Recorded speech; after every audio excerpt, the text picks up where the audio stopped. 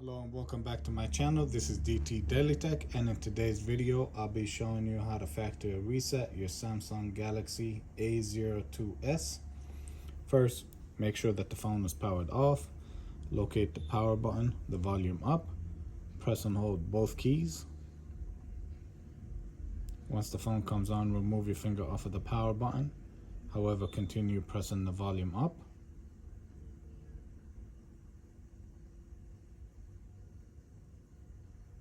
Once you see this screen, wipe data factory reset, press the power button to select it. Reboot system now, again the power button to select.